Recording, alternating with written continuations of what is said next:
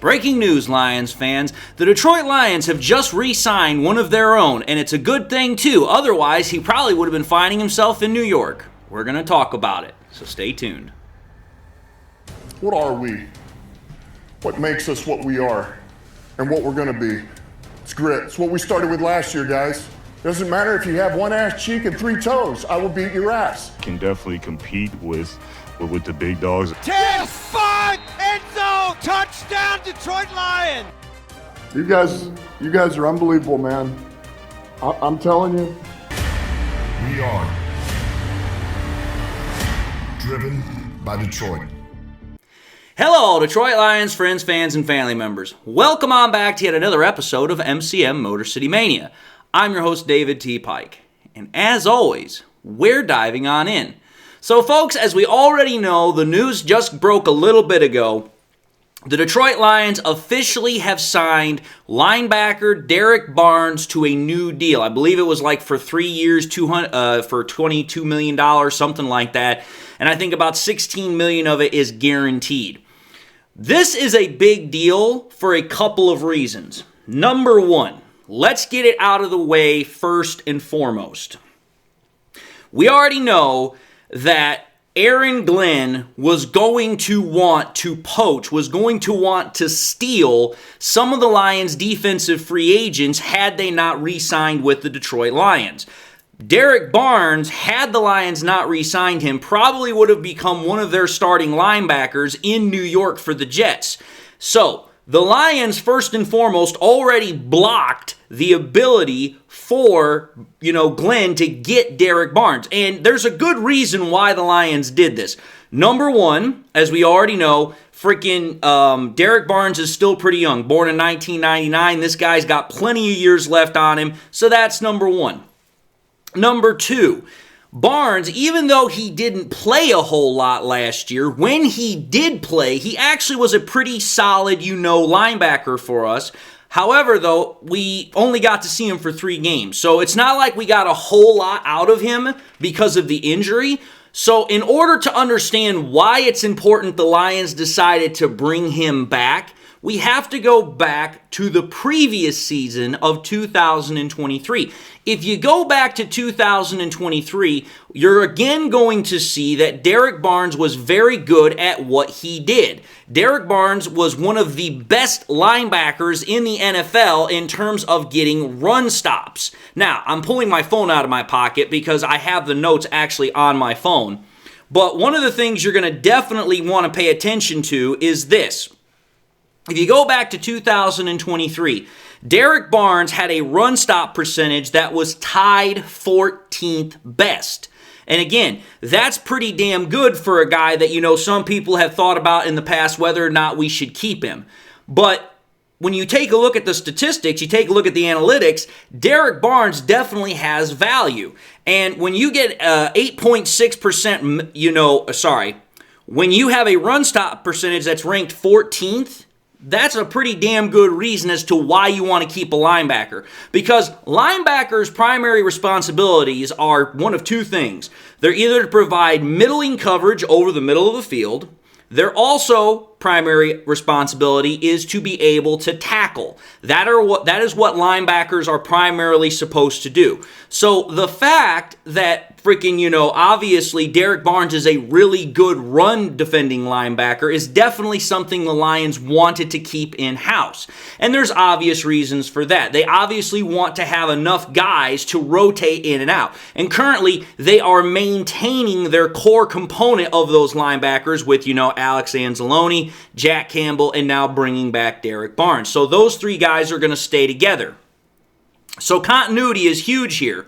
But the other thing we need to know about Derrick Barnes from 2023 is not only was he a really good run defender, he also, like I said, did not miss a whole lot of tackles. I think, again, his missed tackle percentage was the 26th best out of all linebackers. He only missed 8.6% of his tackles. So again, he's a good run defending linebacker. He does not miss tackles, so he's a sure tackler.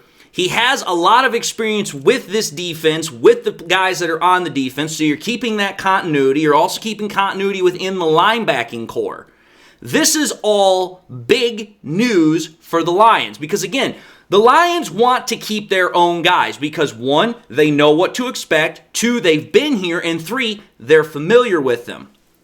And that then brings me into my next point. I can guarantee you this. One of the guys that probably pushed hardest to make sure the Lions did not let Derrick Barnes slip away was Kelvin Sheppard, who's now the new defensive coordinator who took over for Aaron Glenn. If there's anybody else that would know exactly what kind of potential, what kind of talent that freaking Derrick Barnes has, it would definitely be Kelvin Sheppard. Kelvin Sheppard is a guy that has worked with freaking, with Derrick Barnes for quite a bit. And sorry, that was my phone going off. I had a notification there. I forgot to silence it. My bad. But Kelvin Sheppard definitely would know all there is to know about Derrick Barnes. Because, correct me if I'm wrong here, but we drafted Derrick Barnes back in, 2021? Kelvin Sheppard's been here as a linebacking coach since 2021. So those guys have been together since the very beginning. So obviously, those two know each other. They know what to expect from one another. And obviously, Kelvin Sheppard is huge on what Derrick Barnes has to offer for this defense. And again, having that ability to rotate players in and out, whether it's Campbell, whether it's, Anzalone, or also now Barnes, or again, if we keep other guys like Nowaski or bring other guys in through the draft and free agency, having that continuity, having that core together is something that I believe Kelvin Sheppard valued heavily. But the last thing I want to talk about here before I wrap this episode up is the deal itself. This is once again Brad Holmes doing an excellent job in terms of negotiating. Derrick Barnes could have gone out on the free agent market and he probably could have gotten easily another $5-10 million from a team like the Jets or somebody else. Getting Derrick Barnes on a 3-year deal for just a smidge over $20 million, that's a great deal. That's an excellent deal. So again, Brad Holmes is showing his business acumen by making sure, hey, we keep the guys that we want to keep, but we're not going to be paying out through the nose. We're not going to be breaking the bank. And this, again, is smart financial planning, and it also is a reflection of what Brad Holmes and Dan Campbell want when they say they want to keep their guys. Because I guarantee you this, Barnes knows he could have gone out on the free agent market and gotten more money. But he also knew that it was, one, not only in his best interest, but it was also in the Lions' best interest that he stay in town and take less money. So for me, this whole thing is a perfect representation of what the Lions have done over the last 4 years. One, they keep their own players. They make sure they don't go somewhere else, especially when the one guy that would be able to most likely lure that player is now a head coach in New York. Number two, you maintain the core. You maintain that continuity. You ensure you keep players that you value that know their job. And, as I'm going to say here, I don't think we have truly seen the full potential, the full ceiling that Derrick Barnes has to offer. Because, again, we only got to see him last year for a little bit. But if you take a look at his stats have gotten better and better and better every single year. And I believe now that he's fully healthy recovering from his knee injury, he should be able to pick up right where he left off from the previous season. But again, I like the deal. I like that it is a fiscally responsible deal, that it's a moderate deal. It's not breaking the bank. You're keeping one of your core players. And again, this just screams the Lions all over. And that's a good thing to say now because the Lions have shown that they are smart about how they go about handling their business. And this is a smart decision in my opinion.